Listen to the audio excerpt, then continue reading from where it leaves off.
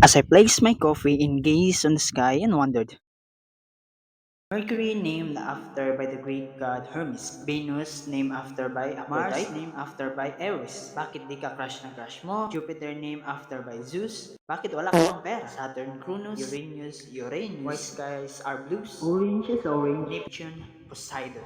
But what about the Earth?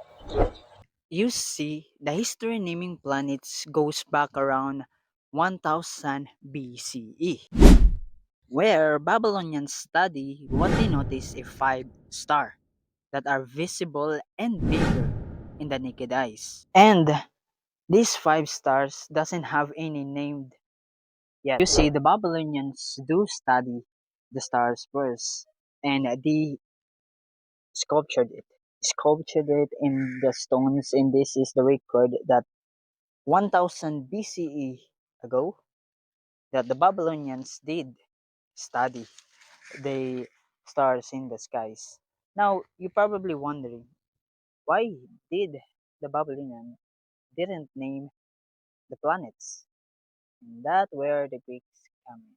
Around 4th century BC, Greek used both epistemologically and religiously to the development of astronomy.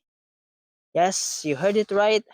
Astronomy was based on religion, which is I was surprised because astronomy is a science and science contradict religion, which is they contradict God existence and totally whatever, and all the things are created in this world are just Big Bang, not by created by God, or I don't know what is going on. But yeah, I was surprised because astronomy itself was based on religion.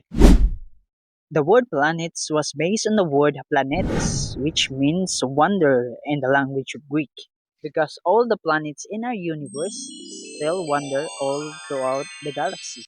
And this explain our planets is named after by the Greek gods and goddesses. Now, this explain why our planets is highly influenced by Greek's god and goddesses. If you can name planetes in the planets, you can basically name all the planets in the universe. The question is, who named Earth? Earth did not come from any god or goddesses at all. It came from here, Germany. Germany do have a history studying astronomy. Now, around 1600 BCE, the evidence of Germany studying the astronomy, which is the Nebra sky disk, where it built out of circular bronze plate and gold. And the gold, the shape of the moon, sun, and the stars around the sky. In the year 1782, this guy, a German astronomer by the way, Johann Albert Bode, named the new discovered planet called Uranus, which the Uranus translated into sky, which is it does. Now, we all know that the Germany did study astronomy way back in the day. Now, the planet Earth or the name Earth didn't came from any god or goddesses from the Greek. It didn't even came out from any astronomer, but it came from the Earth. It's not a place, it's not astronomer, it's not even a god or goddesses. It's a language that the Germany uses. German language called Irbe, which translated into soil, dirt, dry land.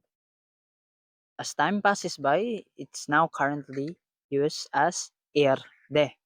But as time passes by, it describes our planet called Earth. Now, one thing I've learned in this, which is it's based on translation.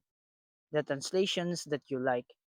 Now, there's a translation that I really like, and this is based and used by Neil deGrasse Tyson. The translation or a language called Latin, which sun translate to soul, the earth translate terra, and the moon translate into luna.